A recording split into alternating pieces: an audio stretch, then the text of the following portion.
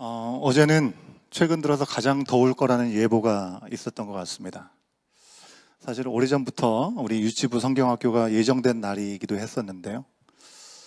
최근 들어 가장 더울 거라 해서 아마 유치부 우리 스태프 선생님들이 누구보다도 긴장하고 염려를 많이 하셨을 것 같고, 그래서 또 하나님께 맡기고 많이들 기도로 준비하신 것 같습니다.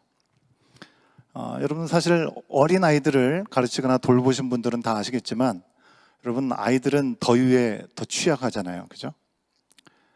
아동 심리학 용어로 그런 경우를 땡깡이 심해진다라고 얘기를 합니다. 여러분, 아이들을 그냥 멀찌감치 그냥 이렇게 케어할 수가 있지 않고 안아주거나 붙들어주거나, 그죠? 꼭 붙어서 돌봐야 하는 게 바로 유아유치부를 섬기는 일입니다. 그렇기 때문에 더위라는 건 정말 잔인하죠. 그런데 너무 감사하게도 어제는 예보와 달리 온도가 그래도 30도를 웃돌지는 않았던 것 같습니다. 그래도 물론 무척 덥고 힘든 시간이었습니다. 여러분, 에어컨이 우리 교회는 본당에만 나와요. 아래층에 나오지 않고. 그래서 이 특별한 상황 때문에 냉기가 아래쪽으로 갈 수 있도록 여기 에어컨을 틀어놓고 선풍기를 밑으로 향하여 내려갈 수 있도록 하고, 그런 여러 가지 조치들로부터 시작해서 우리 유치부를 섬기는 스태프들 가정에 있는 선풍기들을 다 가지고 오셔가지고 동원해서 하루 종일 여기저기에 틀어놓고 아이들의 일정이 진행되었습니다.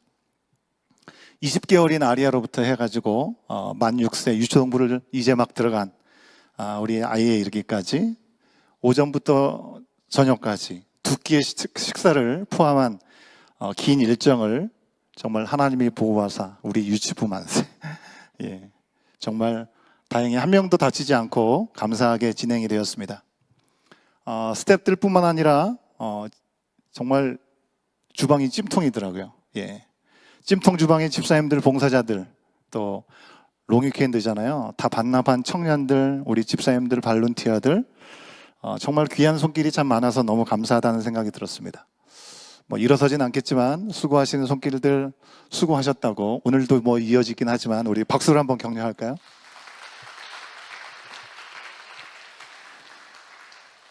예. 지나가는 말이라도 너무 수고한다, 감사하다 이런 말씀들 나눠주시면 좋을 것 같습니다. 어제 유치부 성경학교 참석한 아이들 20명으로 제가 들었습니다. 아이들을 직접 지도하고 가르치는 우리 스태프들을 발룬티어는 17분이었고요. 주방에서 봉사하시는 분들이 4분이었습니다. 무슨 말씀을 드리려고 하냐면 거의 1:1 케어가 가능한 인원이었다는 걸 말씀드린 겁니다. 제가 모든 일정을 그 자리에 지켜서 다 보지는 못했지만, 그래서 그 노고를 다 알 수는 없지만 너무 잘 준비한 거예요. 예, 테마방들마다 또 연극과 활동들이 이어지고, 또 거기에 이어지는 메시지를 듣고, 후에는 선생님들이 아이들을 1:1 혹은 1:2로 안아줘서 축복하고 기도해주는 모습을 제가 보면서 정말 마음에 감동이 있었습니다. 여러분, 우리가 보이지 않는 하나님을 어떻게 알 수 있느냐라고 많이들 얘기를 합니다. 그죠? 저는 거기서 우리 유치부 스태프들과 어린아이들을 섬기는 그들의 모습 속에 하나님을 본 것 같습니다. 여러분, 정말 너무 작고 연약하고 뭘 제대로 혼자도 할 수 없는 아이들인데, 그래서 아직까지는 어리기 때문에 뭘 해도 잘 모르니까 이렇게 저렇게 함부로 해도 무심하게 대해도 무슨 문제가 있겠나라고 생각할 수도 있겠지만, 그러니까 오히려 더 소중하고 더 세심하게 섬기는 제가 그 모습들을 보면서 하나님의 마음이 이런 것이겠구나라는 것을 느꼈습니다. 제가 시작할 때 봤던 파릇파릇한 그 생기 넘치던 그 얼굴들이 이제 오후에 끝나갈 때쯤 하니까 얼굴이 반쪽들이 되신 거예요, 다들. 정말 이게 사랑이구나. 사랑의 말 한마디하고는 비교할 수 없는, 그게 진짜 사랑이구나 싶었습니다. 설교 시간에 하나님 말씀 얘기 안 하고 왜 유치부 섬긴 얘기만 하나 싶으실 수 있겠지만, 그분들 안에서 제가 하나님의 마음을 보았기 때문에 이 말씀 꼭 나눠야겠다라는 생각이 들었습니다. 정말 작고 어리지만 소중한 한 영혼 한 영혼을 향한 그 사랑이 어디서 왔겠습니까? 그죠? 아이들을 섬기는 유치부 스태프들, 발룬티아들, 그분들은 하나님 안에서의 사랑을 경험했기 때문에 그 사랑이 흘러가는 모습이 아니었나 생각을 하는 것이죠. 너무나 작고 어려 보이지만 우리 아이들이 얼마나 소중한지를 분명히 봤던 그 모습이 작고 아무것도 아닌 것을 통해서 놀라운 일을 행하시는 오늘 말씀과 연결이 되기 때문에 제가 좀 길게 말씀을 드렸습니다. 영어 속담에 그런 말이 있죠. Great oaks from a little acorns grow. 작은 도토리로부터 큰 도토리 나무가 자란다. 여러분, 우리가 도토리 나무를 참나무라고 얘기합니다. 그죠? 도토리 나무로 우리가 알고 있는데 이 참나무가 자라고 나면 10에서 20m까지 20에서 30m까지 자란다고 해요. 그리고 둘레는 1m가 넘는다고 합니다.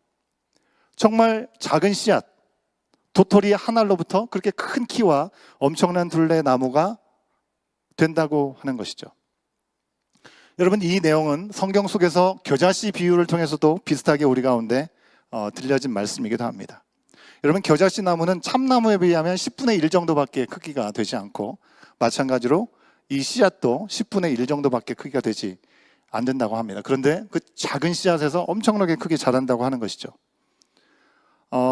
참나무 하나가 1년의 산소를 100에서 300kg 정도 생산해낸다고 합니다.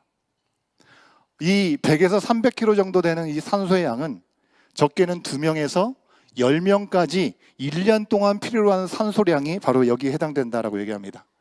여러분, 한 사람당의 산소를 필요하는 양은 저마다 각기 다르겠죠. 그러니까 2명에서 10명이라는 큰 온차가 있긴 하겠지만, 그래도 최소로 생각해도 최소한 2명이 1년 동안 쉴 수 있는 산소의 양을 그 나무 한 그루가 배출해낸다고 하는 것은 얼마나 놀라운 일인지 모릅니다.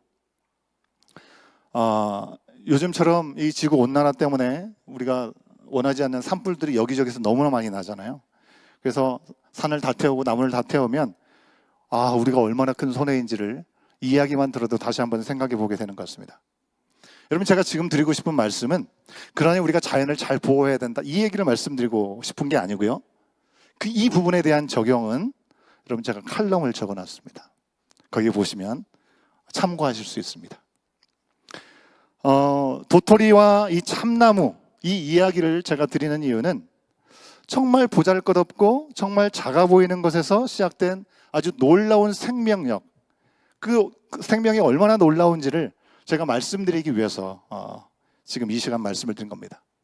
우리 어린 자녀들이 지금은 우리 부모님이나 선생님의 도움이 없이는 스스로 아무것도 할 수 없는 것처럼 보입니다. 하지만 이 아이들이 자라가지고 하나님 나라를 위해서 어떤 사람이 되고 무엇을 할 수 있을지 우리는 아무도 모르는 것입니다. 우리는 그저 이 아이들을 거룩하신 하나님의 아버지의 뜻대로 돌보라고 지으심을 받은 그 뜻대로 돌보라고 청지기로 부름받은 존재들인 것이죠. 그래서 우리가 지금 주어진 시간 동안 하는 것은 물을 주는 일 뿐이라고 하는 것입니다. 유명한 이야기가 있죠. 사과를 짜게면 거기에 씨앗이 들어있습니다. 그죠? 사과를 쪼개었을 때 거기에 있는 씨앗은 우리가 셀 수 있지만 이 씨앗 하나에서 자라는 사과는 우리가 셀 수 없는 것이죠. 얼만큼 많이 사과의 열매가 맺힐지 우리는 모릅니다. 여러분, 오늘 말씀을 보면 정말 작은 한 싹, 영어로 shoot라고 얘기하죠. 여기에서 시작된 놀라운 회복과 구원의 역사에 대해서 이야기해주고 있습니다. 그리고 그 작은 한 싹을 통해서 이루어진 놀라운 구원이 작고 미약한 우리들을 통해서 이어져야 된다는 말씀을 주고 있습니다. 여러분, 우리 오늘 말씀을 전한 이사야 선지자는 하나님께서 먼저 택하셨던 백성이었던 이스라엘과 유다, 심판받았다가 다시 회복될 것이라는 아주 의미 있는 어마어마한 소식을 전했던 선지자죠. 물론 우리는 이미 성경 말씀을 다 알잖아요. 심판 후에 이스라엘이 죄악에 빠져서 멸망당할 수밖에 없지만 다시금 회복된다는 해피엔딩을 우리는 알고 있습니다. 하지만 그 당시에 이 말씀을 들어야 했던 북이스라엘과 유다는 어땠을까요? 여러 위기 가운데 놓여 있었던 유다에게 이런 메시지가 전해졌을 때 그 말을 듣는 이 사람들의 심정을 한번 생각해보고 상상해보면 좋을 것 같습니다. 이스라엘 민족들은 너희는 맹렬한 심판을 당해서 나라도 멸망할 것이다, 이 말을 직접 들었습니다. 하지만 동시에 하나님께서 너희가 우상을 버리고 하나님께로 돌아오면 다시 회복해 주실 것이다라는 말씀도 들었습니다. 심판을 통해서 멸망을 당하기도 하고 하나님의 말씀으로 돌아올 때 회복되기로 할 것이라는 두 가지 말씀을 다 드렸습니다. 이들에게는 어떤 이야기가 남아있고 어떤 얘기가 더 크게 들려서 남아있을까요? 귀에 무엇이 크게 더 들렸을까요? 먼저 들리고 계속 걸리고 남아있는 것은 심판과 멸망이었을 것 같습니다. 여러분, 우리 가운데 우리가 소원하는 일들이 있을 때 그런 일들이 다 이루어진 것은 잘 기억이 안 나요. 안 된 것만 기억이 나잖아요. 비슷한 것 같습니다. 이사야가 전한 대로 북이스라엘부터 망합니다. 남유다도 점점 쇠퇴해 가게 됩니다. 남유다는 순간순간 찾아오는 잠깐의 위기 앞에서 우리가 이 위기로부터 벗어나려면 그 다른 이웃에 있는 더 힘센 강한 나라의 도움을 구하면 되지, 이런 생각을 했습니다. 그들이 믿는 신에게도 한번 구해보면 되지 않을까, 어리석은 접근을 했습니다.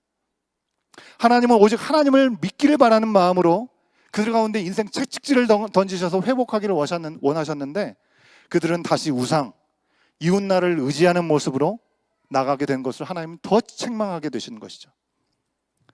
분명히 그들을 사랑하셨지만 그들의 불순종과 태만과 교만의 죄는 미워하셨기 때문이었습니다. 이런 현실의 상황에도 불구하고 하나님의 진심은 재앙이 아니고 평안이라고 말씀하고 있죠. 단절이 아니고 미래의 소망을 주는 것이라고 예레미야 29장 11절 말씀에 보면 하나님의 마음을 분명하게 기록하고 있습니다. 여러분, 우리가 1년에 성경 통독 한번 하자고 291일 동안 하는 이유가 거기에 써 있는 예레미야 29장 11절에 써 있는 하나님의 마음을 성경을 쭉 읽어가면서 경험해 보자고 해서 읽고 있는 거잖아요. 하나님을 떠난 죄를 짓고 하나님 없이도 내 힘으로 잘 살 수 있다고 계속해서 착각하면서 결국에는 말라 비틀어져서 희생이 불가능해 보이는 회생이 불가능해 보이는 그런 그들의 삶을 더 이상 소망이 없구나, 끝내버려, 짓밟기보다는 밭을 갈아엎어서 다시 회복하기 원하셨던 하나님의 그 마음이 이렇게 담겨져 있는 것입니다. 그래서 심판과 징계의 시간을 감행하셔서 나무를 베어내듯이 그들의 교만과 죄를 잘라내실 것이다 라고 말씀하신 것입니다. 그런데 그게 끝이 아니었죠. 베어지고 죽은 나무 같은 그들의 삶에서 하나님께서 다시 일하시겠다라고 분명하게 말씀하고 계십니다. 오늘 말씀이 그 약속이 비유적으로 담겨져 있는 내용입니다. 심판당한 이스라엘은 그루터기만 남은 나무와 같습니다. 사진이 하나 있을 텐데요. 여러분, 이게 그루터기잖아요. 그죠? 이 나무가 이전에 얼마나 커서 얼마나 울창한 이 가지들을 가지고 거기서 얼마나 많은 열매를 맺었을지 우리는 상상할 수도 없습니다. 하지만 분명히 그런 시간이 있었겠죠. 그런 삶에서 완전히 멀어진, 초라하고 벌어진 것 같은 모습이 바로 눈앞에 보이는 그루터기의 모습입니다. 그런데 이게 끝이 아니다라고 말씀하고 계신 것이죠. 이사야서 11장 1절 말씀을 세 번역으로 같이 한번 확인해 보도록 하겠습니다. 함께 읽겠습니다. 시작. 이새의 줄기에서 한 싹이 나며 그 뿌리에서 한 가지가 자라서 열매를 맺는다. 여러분, 이 말씀에서 제가 친절하게 색깔로 이렇게 쳐놨어요. 그죠? 브라운으로 밤색으로 표시된 줄기. 여러분, 우리가 줄기하면 이 원줄기에 뻗어난 줄기를 생각하게 됩니다. 그죠? 근데 여기서 사용하는 원어에서의 이 줄기는 그냥 나무가지를 이야기하지 않습니다. 여기서 보이는 대로 그루터기를 이야기하고 있습니다. 이새의 줄기라는 것은 이새의 그루터기에서 한 싹이 난다라는 얘기를 하고 계신 것입니다. 여러분, 죽은 것 같은 그루터기에 난 싹은 정말 보잘것없죠. 이것이 무슨 영향력이 있을까 싶지만 새로운 생명이 거기서 시작되고 소망과 함께 놀라운 일들을 허락하실 것을 의미하고 있는 것입니다. 다름 아니라 그루터기 이제 끝난 것 같은 거기서부터 이스라엘을 회복할 구원자 예수 그리스도가 나오게 되실 것을 말씀하고 계시는 것이죠. 다른 사진을 한번 보여주시면, 그렇죠? 베어진 그루터기에서 싹이 나잖아요. 바로 예수 그리스도를 미리 얘기하신 것입니다.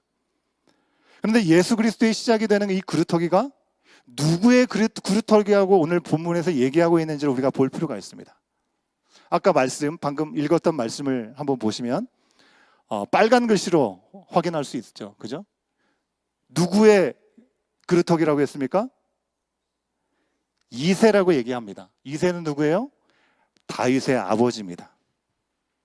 성경에서 이름이 등장하고 다윗에게 기름을 붓기 위해서 사무엘이라는 선지자를 통해서 하나님께서 이새의 집으로 사무엘을 보내십니다. 그죠? 그런 장면이 있습니다. 그리고 다윗을 찾아서 다윗에게 기름을 붓게 하시죠. 하지만 그게 전부입니다. 오히려 이새보다 다윗이 우리 가운데 더 유명하고 이스라엘 백성들에게도 다윗이 훨씬 더 영향력 있는 사람이기 때문에 이스라엘에게 새로운 시작을 허락하시고 소망을 주시고 그리고 모든 것들을 새롭게 시작하신다고 하실 때 이새의 줄기보다는 다윗의 줄기라고 얘기하는 것이 훨씬 더 임팩트가 있을 것 같아요. 그런데 다윗의 줄기라고 얘기하지 않습니다. 이새의 줄기라고 얘기합니다. 여러분 생각해 보세요. 지금도 이스라엘 사람들은 다윗의 시대를 열망합니다. 어떻게 할 수 있냐고요? 이 이스라엘의 국기에 보면 거기에 누구의 별이 그려져 있어요? 다윗의 별이 그려져 있잖아요. 그런데 성경은 굳이 다윗의 그루터기, 다윗의 남은 자들 중에서 예수 그리스도가 태어난다고 얘기하지 않습니다. 이새의 줄기, 이새의 그루터기 같이 남은 자 중에 예수님이 태어날 것이라고 말씀하고 있습니다. 여러분 왜 다윗이 아니라 이새일까요? 다윗이 이뤄낸 모든 위대한 일들, 그가 받고 누린 영광들, 그것을 모두 리셋하신다는 것입니다. 아무것도 아니었던 자리로 이스라엘을 소원하신다는 것입니다. 처음부터 다시 시작하신다는 것입니다. 그래 우리가 한때는 그래도 잘 나갔고 한때는 괜찮았고 그러니 다시 괜찮아지겠지, 그렇게 시작하는 일이 아니라는 것입니다. 원래부터 아무 자격이 없었고 부질없는 그런 자리, 그 자리에서 시작하셨던 하나님께서 다시 그 자리로 돌려보내신다는 것입니다. 다윗이 택함을 받기 전에 그때는 이새라는 사람의 이름도 잘 등장하지 않았죠. 존재감이 없었습니다. 아들을 열어둔 사람이라는 정도밖에 더 이상의 의미가 없었습니다. 그러나 하나님께서 다윗을 부르시면서 이새도 더불어서 존재감이 있게 된 것이죠. 오늘 말씀에서 하나님께서 이스라엘을 다시 시작점으로 부르고 계십니다. 이새의 그루터기가 아무도 스스로 할 수가 없고 아무것도 아니던 그 자리로, 소망 없는 절망의 자리로 그 자리에서부터 시작하게 하신다는 것입니다. 죽은 것 같은 그루터기에서 나올 것이라는 약속의 씨, 바로 예수 그리스도. 예수 그리스도가 약속대로 이 땅에 오시면 어떤 일이 일어나는지를 우리 가운데 말씀해 주고자 하시는 것 같습니다. 여러분 정말 아무것도 아닌 것 같고 기대할 수 없을 것 같은 그 그루터기에서 한 쌍이 나오게 될 때 세상을 어떻게 바꿀까요? 세 가지 정도를 생각해 볼 수 있을 것 같습니다. 절망의 그루터기에서 새 일이 시작된다는 것을 보여주는 것 같습니다. 인간의 영광이 끝나는 자리에서 하나님의 새 역사가 시작되는 것입니다.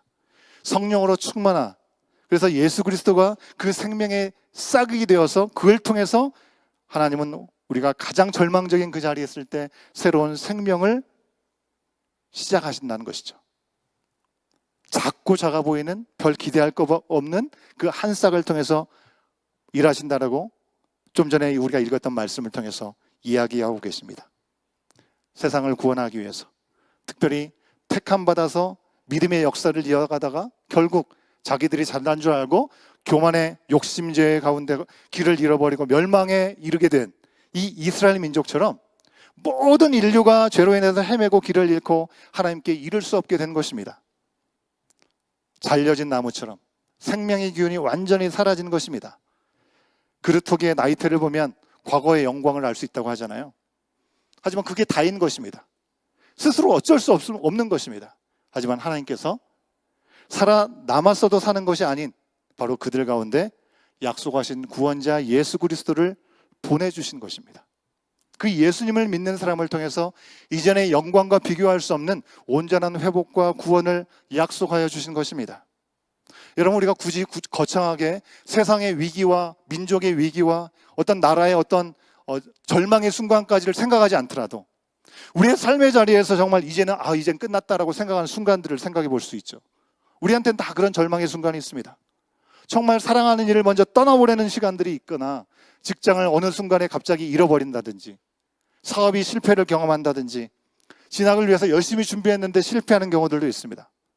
이민 과정에서 정말 일이 꼬여서 길을 잃어버린 그런 경우들도 있고요.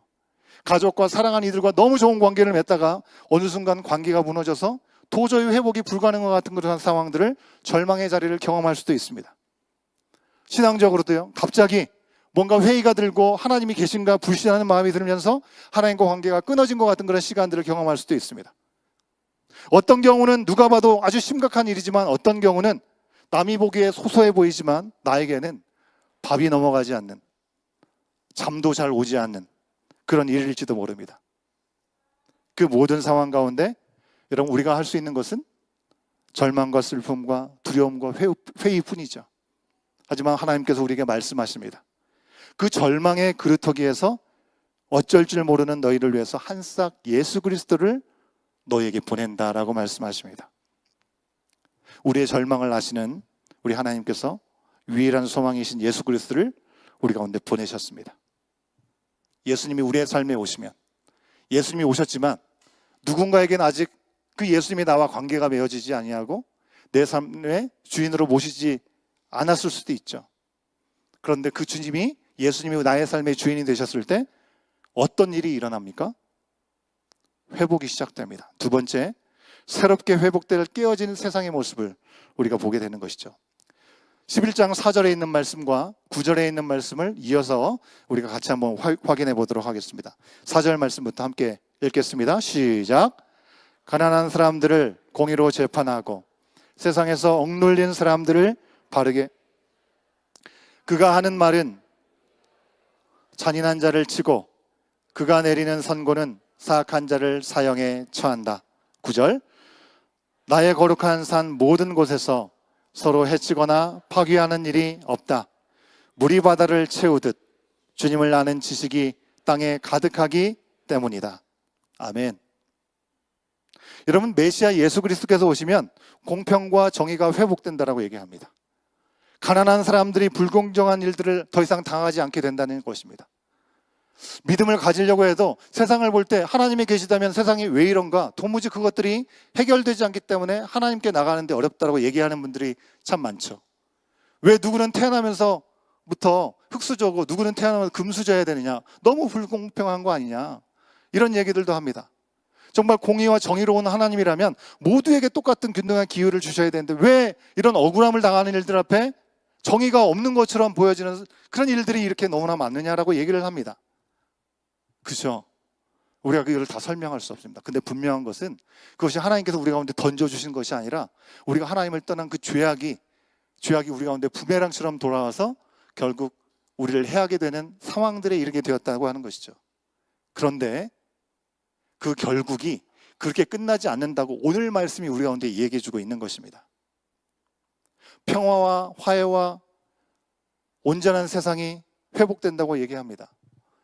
오늘에 있는 말씀을 통해서 저도 어렸을 때 불렀던 찬송가 가사가 이 찬양 가사가 생각납니다.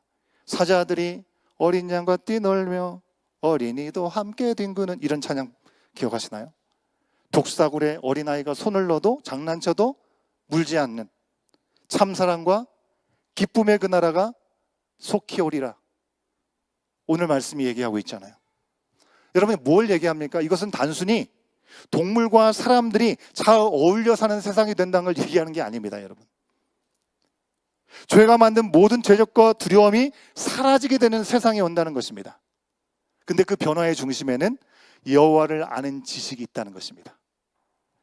하나님은 원래 적대심을 갖고 계층을 나눠서 약육강식의 세계로 이루어지는 질서를 원하시지 않으셨습니다. 그건 하나님께서 디자인하신 것이 아닙니다. 인간의 욕심이 하나님의 원리대로 함께 나누는 삶을 산다면 그런 세상은 오지 않을 텐데, 하나님 없이 내가 주인이 되고 내가 왕이 되고 내가 원하는 대로 살려고 하다 보니 남의 것까지 뺏게 되는 그런 세상이 돼버린 거죠. 무한 경쟁의 세상이 된 것입니다. 태초의 에덴의 모습을 한번 상상해 보시기 바랍니다. 아담과 하와가 모든 동물들과 함께 거닐면서 더불어 살면서 어떤 것도 해치지 않아도 되는 세상, 이름을 평화롭게 지어주는 그 시간을 한번 생각해 보십시오.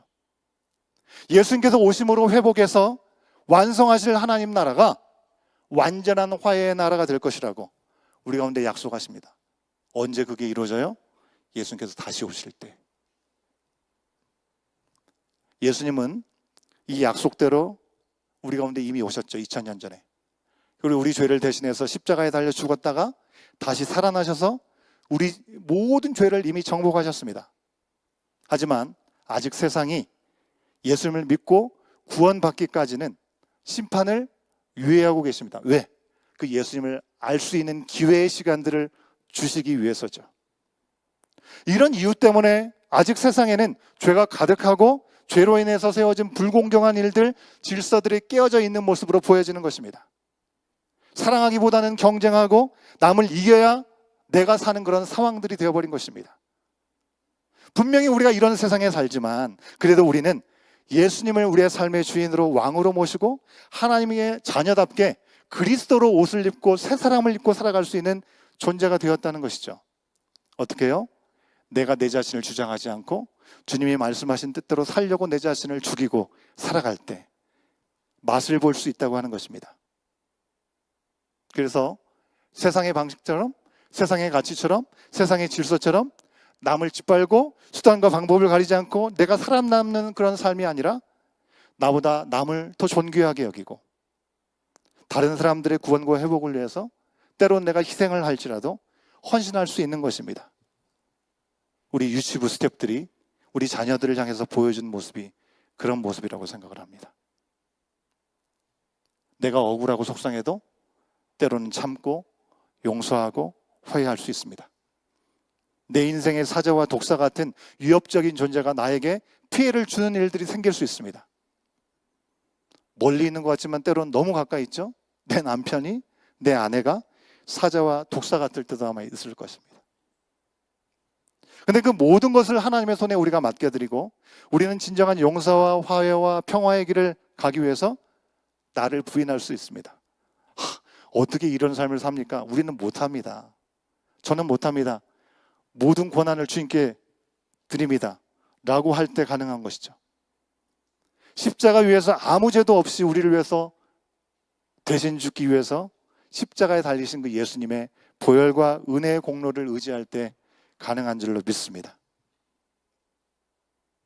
예수님을 내 삶의 주인으로 모신 세 사람을 통해서 하나님은 아직은 오지 않았지만 이미 이르렀다고 말씀하신 하나님 나라를 우리가 우리의 삶의 자리에서, 가정에서, 공동체에서 살아보기를 원하시는 것입니다.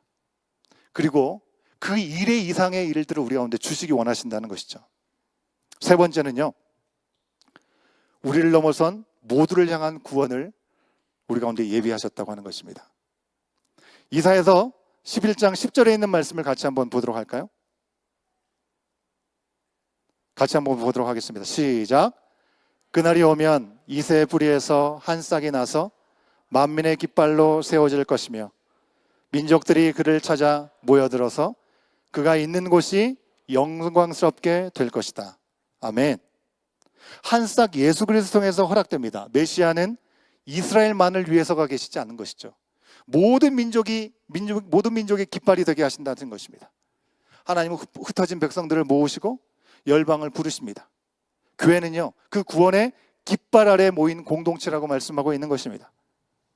우리는 받은 구원을 세상의 열방으로 흘려보내는 사명을 감당하고 받았기 때문에 이 자리에 모여 있는 것입니다, 여러분. 우리 교회가 그래도 다른 교회보다는 그래도 좀 나아, 우리 교회 더 와, 그 교회 다니지 말고 우리 교회 와, 이렇게 하라고 지금 우리가 교회를 하나님께서 허락하신 게 아니라는 것이죠. 사람들 더 많이 다니게 하기 위해서가 아니라는 것입니다. 한 사람이라도 더 구원하기 위해서 지금도 오래 참고 기다리고 심판을 유예하시는 하나님의 마음, 하나님의 그 명령을 우리가 알기 때문에 또 알기 원하셔서 우리를 이 자리로 부르시고 하나님과의 관계를 다시금 회복하기 원하시는 것입니다. 우리 하나님께서 약속대로 예수님을 보내주셨습니다. 그리고 약속대로 예수님께서 다시 오는 날 세상을 심판하시고 새롭게 하실 것입니다. 여러분, 기후 이상 때문에 기후 변화와 또 자연재해, 전쟁이 멈추지 않습니다.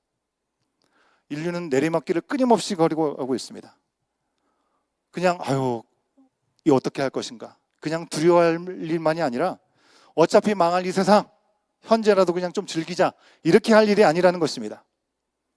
이미 우리의 삶의 주와 왕이 되신 하나님의 뜻대로 오늘도 우리 가운데 말씀하신 것처럼 우리 가운데는 소망이 없지만 그루터기와 같은 그 가운데 새싹을 틔우셔서 우리 가운데 온전한 소망이 되게 하시고 그 놀라운 역사를 이뤄가는데 사용하시기 원하셔서 우리 가운데도 말씀하시는 그 주님의 말씀 앞에 우리는 다시금 일어나야 될 줄로 믿습니다.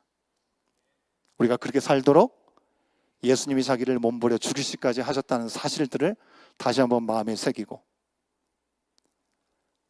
그 은혜 가운데 주님 오시는 그 약속의 시간까지 우리 인생의 새로운 소망과 생명과 구원이 되신 예수님을 전해야 될 줄로 믿습니다. 작고 약한 어린아이 같지만 아무것도 할 수 없는 어린 싹 같지만 그루터기의 한 싹에서 구원의 역사를 시작하신 그 주님 안에서 열방을 구원하시기 위해서 예수님을 보내셨다는 사실들을 우리가 잊지 않고요. 우리의 삶에 예수 그리스도를 주로 모시고 변화되어가는 삶을 통해 하나님 나라를 누군가에게도 보일 수 있고 나눌 수 있는 우리 공동체가 될 수 있기를 간절히 소원합니다. 찬양팀은 나오시면 좋겠습니다. 여러분, 주님이 길을 내십니다. 그리고 지금도 우리를 통해서 바로 지금 여기에서 주님은 일하고 계십니다. 오늘 이 말씀을 통해서 여러분에게 던지는 적용 질문 2가지를 드립니다. 이런 마음에 새기고 내 삶을 돌아볼 수 있는 시간이 됐으면 좋겠습니다.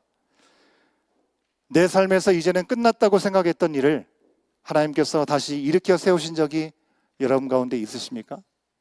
한번 생각해 보시기 바랍니다. 예수님이 내 삶의 왕이시라면 내가 정말 이 시간에 먼저 화해해야 될 사람이 있다면 누구일까요? 예수님을 전해야 될 사람은 과연 누구일까요? 다 같이 일어나시겠습니다.